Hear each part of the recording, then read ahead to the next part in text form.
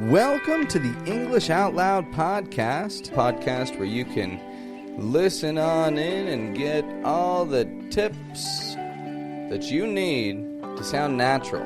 My name's Pat.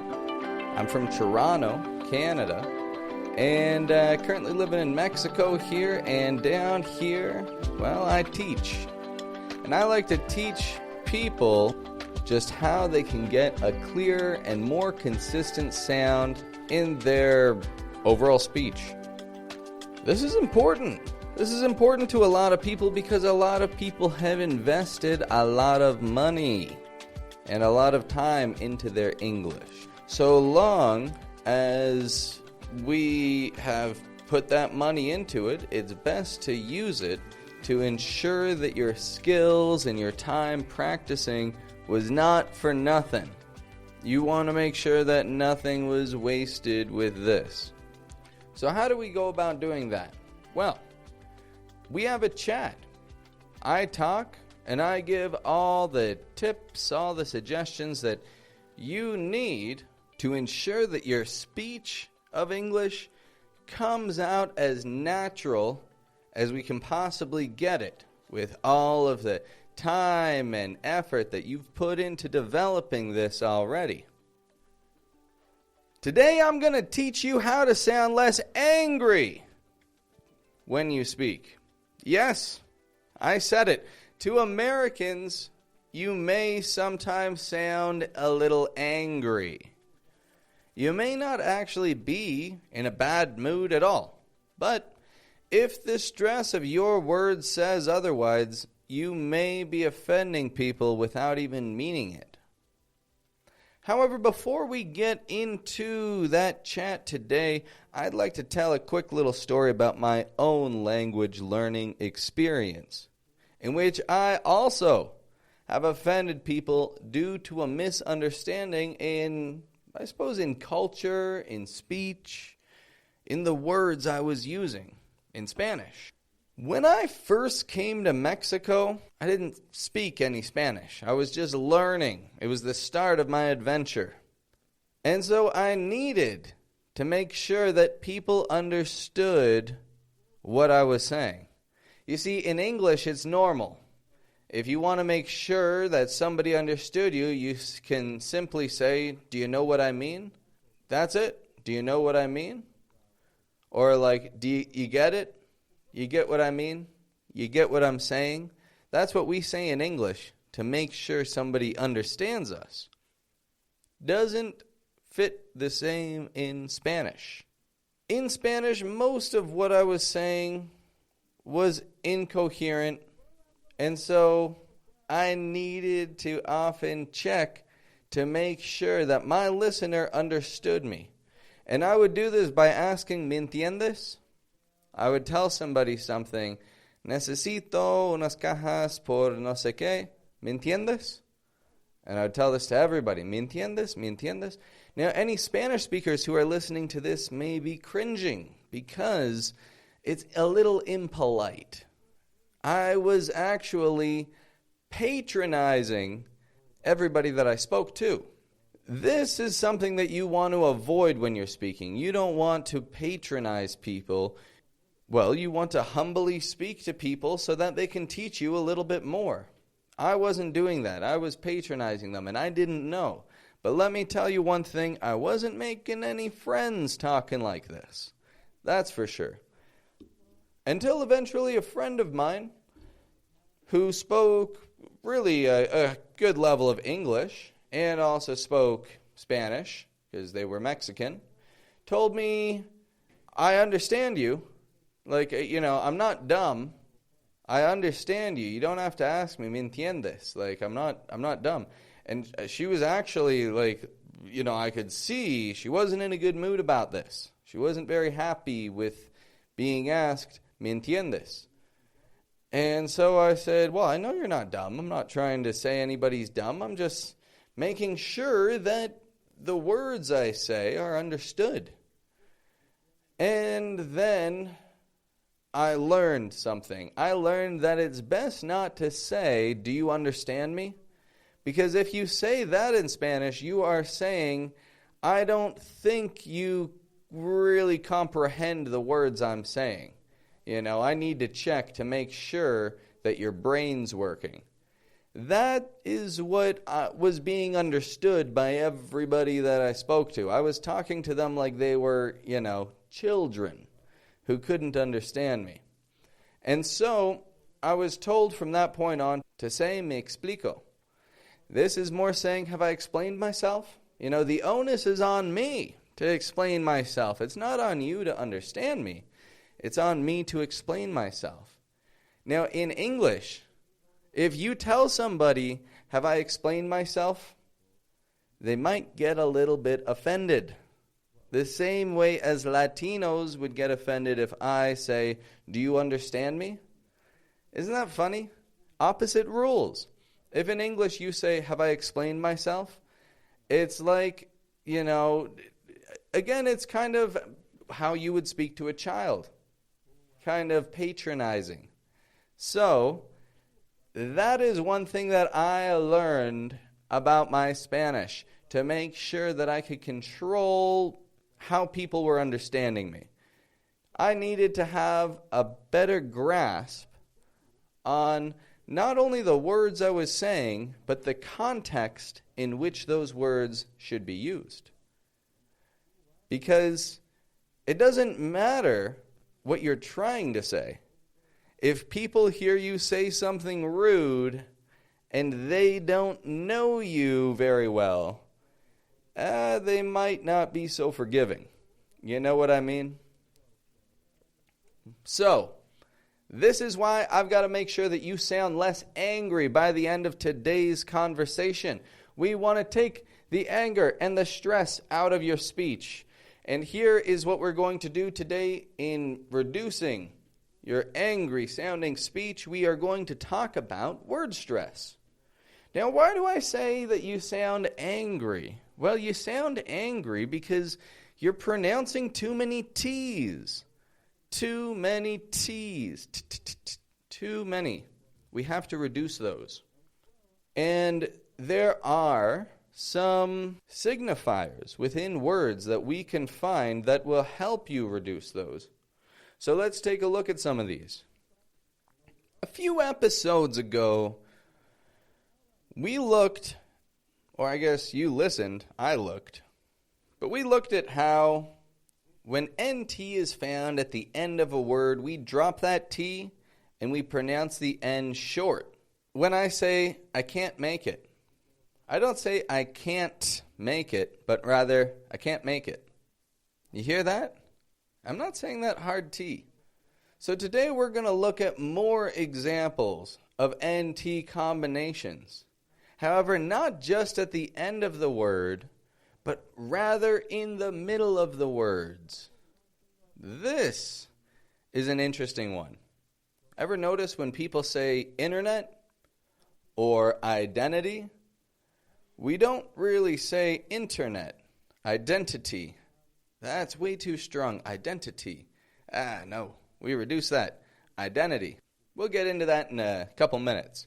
Before we do that, let's just take a quick refresher here on some NT words. Words ending in the letter combination NT.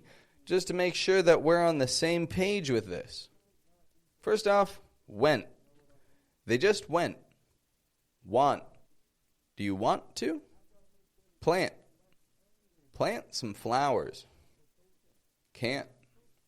He can't drink that. You hear that there? He can't drink that. I don't say he can't drink that, but he can't drink that.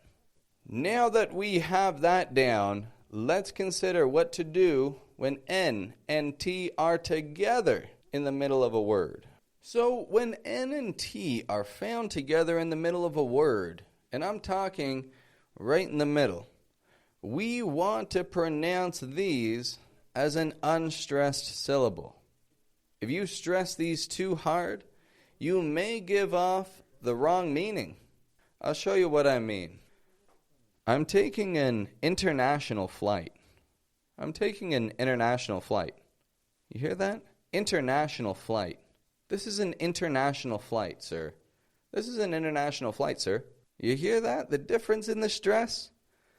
If a flight attendant says to you, "This is an international flight, sir," that means one thing. Maybe she's a little bit impatient. Maybe she's not in the mood for a chat. This is an international flight. But this is an international flight. This is an international flight, sir. It's a little more casual, a little bit less stress. So keep in mind the letters that we're doing this with are with the letters N and T. International. So that first way that I said it, international, it really does just sound a lot more kind of serious, a lot more demanding to Americans. The second, international, it's way more casual. It's way more like, everyday use. It's international. Everyday use. Now, the reason that we do this, we pronounce N and T in the exact same spot of the mouth. For Americans, we pronounce them both just behind the teeth. Just kind of on the gums. Now, when these two sounds come together within a word, for Americans, it's kind of extra work to pronounce that T, right? Why would we bother doing it twice, hitting the same spot twice? Instead, we just reduce it. We drop the T, and we make the N kind of short. Let's take a look at how we do this. Dropping the T, making the N short. Here's a word that you can practice every day. 2020. 2020. And hey, next year you can even say 2021. And then 2022. 2023. In our numbers episode, I spoke about that number 20. And this is the trick to getting that number nice and clear, is not pronouncing the T in there, but rather just the N very quickly. 20. 2020. We do this with the number 20. We do this with the number 90. 99. 90, 91, 92, 93, 94, 95. You can also say 90. If you want to say 90 for a little bit of clarity, you can give it a flap T, 90, or 90. 91, 92, 93, when you're speaking quickly. And that's what we want, is to be able to speak quickly and fluidly, not with too much stress. So those are a couple of numbers there. 20, 90. Here's another one, something that you are using right now. The internet. The internet makes all of this possible. Internet. Internet. Look at that. Notice how I'm not saying like internet. I'm not stretching the N out like the word inner. No, it's very quick N. Internet. Internet. Here's another one. Identity. Identity. Someone's having an identity crisis. They don't know who they are. Oh, he's having an identity crisis. Or another, entertain. I was entertained by that. Or, would you entertain the idea of joining me for seafood? Would you entertain the idea? Entertain. Now, let's look at your old way of saying those real quick. 20. 20. 20. 20. Identity. Hear that? How strong that sounds now? Identity. Identity. Identity. Identity. Identity. You're totally capable of saying identity. I know it. Trust me, right now, listening to this, so many people are saying, "Oh, I'll never speak like that." Because I have students of mine tell me that. They say, "Oh, that's how Americans speak. I'll never speak like that." And I'm like, well, it's as easy as you want it to be. Honestly, if you tell yourself, "I can't do that," then you're right. As long as you tell yourself that, then you can't do it. But give it a shot right now. 20. Identity. You don't have to pronounce those T's. Nobody's making you do it. You're choosing to. Same thing with the other one. Entertain. Entertain. Entertainment night. Keep those in mind. we drop that T. We make the N short, and we pronounce the word very quickly. Now, there are some exceptions to this. And if I didn't tell you about the exceptions to this, then there would be trouble, wouldn't there? But the exceptions are pretty easy, honestly. It's that if the T is stressed in the word, because some words need a stressed T. So if that T is stressed in the word, we want to pronounce a true T. So for example, the word downtown. Downtown.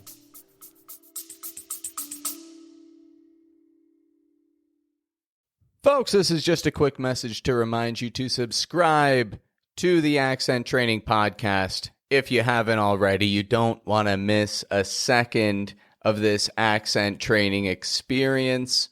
And you want to be updated whenever I've got new content out for you. So if you haven't subscribed, hit subscribe now.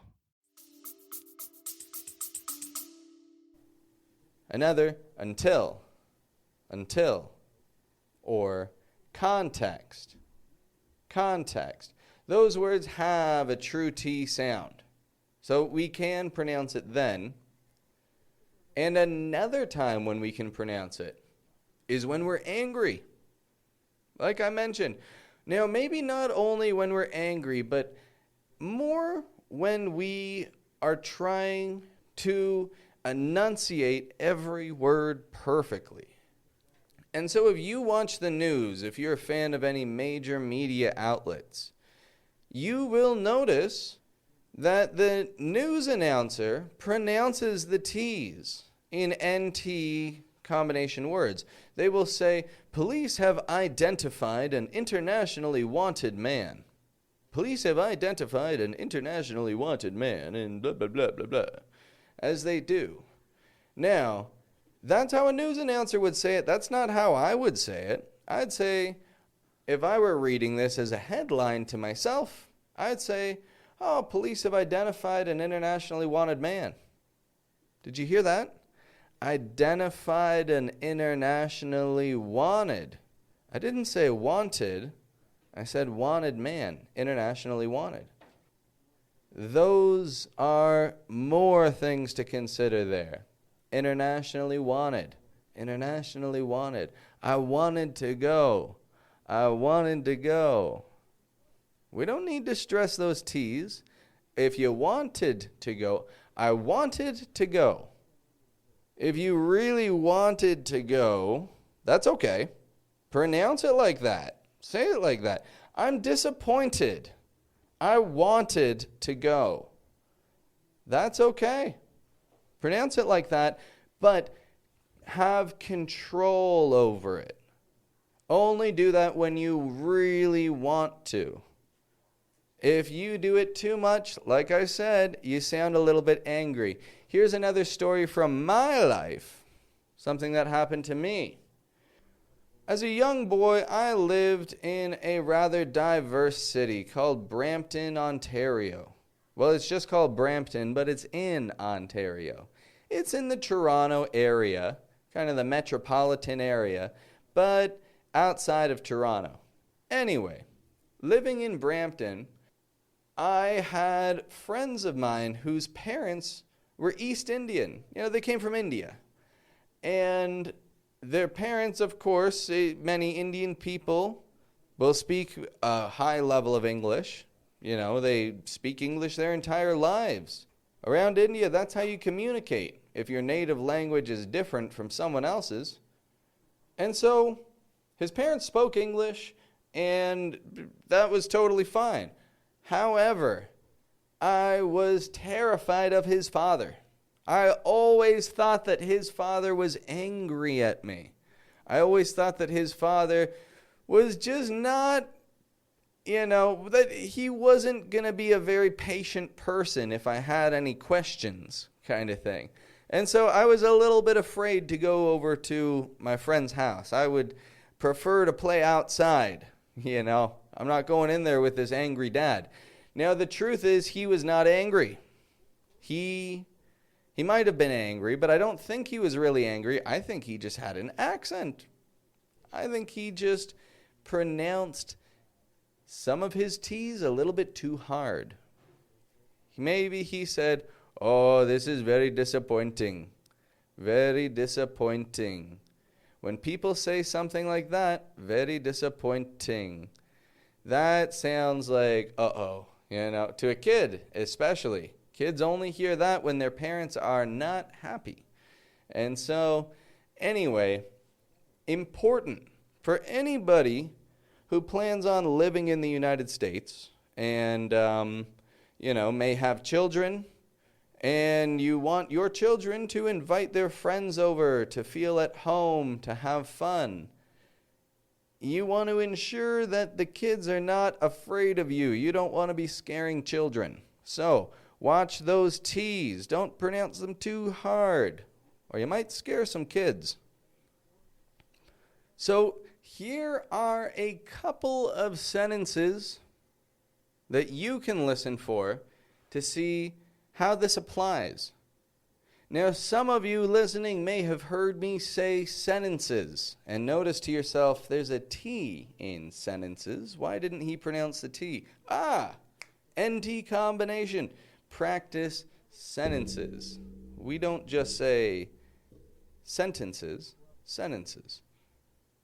Have you been to Sacramento, California? Did you hear that? I didn't say Sacramento, California. A lot of people living in Sacramento, California. And you may travel there someday. And so make sure you can say it right. Sacramento, California. Next up, one that everyone can relate to. At 20, I could eat plenty and wouldn't gain the weight. Wasn't it nice?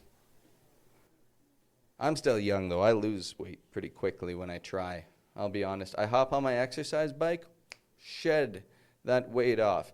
That and cucumber water.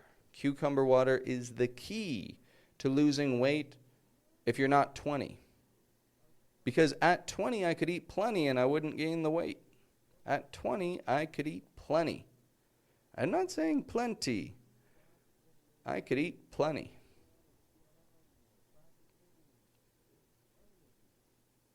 Okay, here's another one.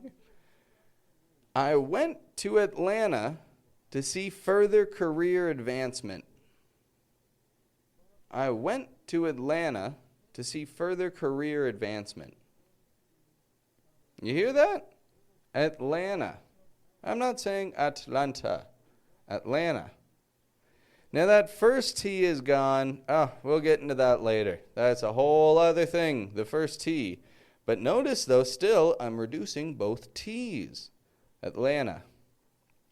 Watch for those T's.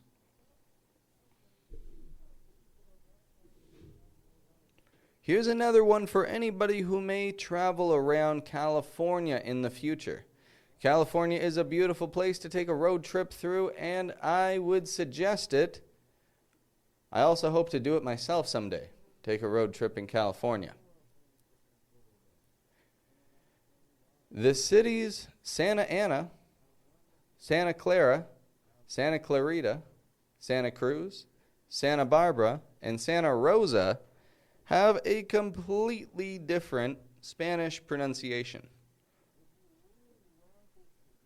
You hear how I said that? Completely different. I didn't say completely, but rather completely different Spanish pronunciation. That's a good one there.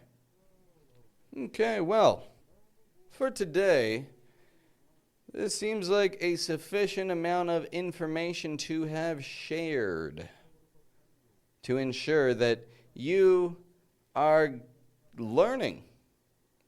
I love sharing these things with people. Seriously, I have so much fun when I'm doing this stuff. I'm having a blast.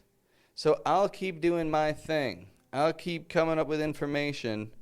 And here's a job that I've got for you. Share this stuff with your friends. Share this stuff with your family. This information is free. First of all, free. You're not paying me anything. You can feel free to. No, just joking. I wouldn't want A penny for this. There's no honor and money. I hope someday to get some money for this. Someday. But not today. Today it is free. So while it's free, share it with your friends, with your family. Let's get this thing going. I've seen a bit of success on some of my recent episodes. And I've had some quality feedback. People telling me that they like what they hear. Thank you very much, folks. I enjoy hearing that. Well, keep on listening because I've got much more to say. I'm not shy. I'm just bored. Honest. I am so bored. So, I'm just going to keep up with the good work. And you keep on listening. And we will develop a great relationship here where I teach and you learn. And we work together to come to a solid understanding on things. Well, it has been a pleasure and an honor to have spoken with all my listeners once more. Thank you for your time today. I truly hope that this has been worth it and that you get some good value here. Go out into the world right now. Listen for some NT sounds. You'll find that these sounds occur more often than you could even imagine. If you can listen to me and understand me, then hey, go put on a movie. Put on some subtitles with that movie in English and identify words that have NT combinations. Listen for those words. As I mentioned, sometimes we will pronounce the T, sometimes we will not.